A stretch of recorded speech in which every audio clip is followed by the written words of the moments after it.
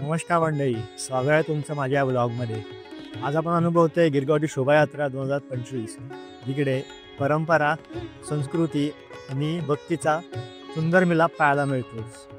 चला मग उत्सवाचं रंगीतदार वातावरणाचा आनंद पाहूया।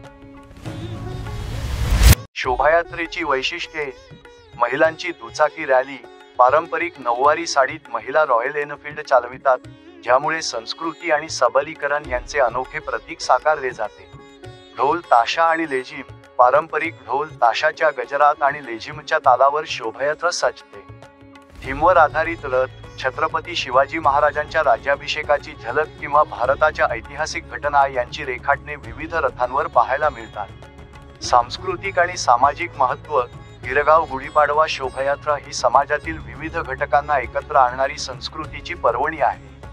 काश्मीरी पंडित, विद्यार्थी, तेलुगू समाज आणि विविध पारंपरिक समूह या शोभायात्रेत सहभागी होतात। दरवर्षी समर्थ भारत, विश्वगुरू भारत यांसारख्या समाजप्रबोधनात्मक थीम निवडल्या जातात। गिरगाव गुढीपाडवा शोभायात्रा ही महाराष्ट्राच्या सांस्कृतिक समृद्धीचे आणि पारंपरिक मूल्यांचे प्रतीक आहे। गिरगाव गुढीपाडवा शोभायात्रेची कहाणी, सुरुवात आणि वाटचाल: गिरगाव गुढीपाडवा शोभायात्रेची सुरुवात 2003 साली स्वामी विवेकानंद युवा प्रतिष्ठान या स्थानिक युवा संस्थेने केली। ही शोभायात्रा सिक्का नगरजवळील फडके गणपती मंदिरापासून सुरू झाली आणि तेव्हापासून हा परंपरागत मार्ग आजही सुरू आहे। गेल्या काही वर्षांत ही यात्रा मोठ्या उत्साहाने आणि भव्य स्वरूपात साजरी केली जात आहे।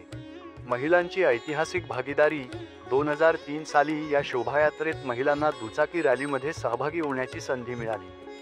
संपदा मुकदम या गिरगावच्या रहिवाशांनी या उपक्रमाला चालना दिली। पारंपरिक नऊवारी साडी नेसून त्यांनी पहिली दुचाकी रॅली पुढे नेली, त्यानंतर 21 पुरुष दुचाकीस्वारांनी त्यांचे अनुकरण केले।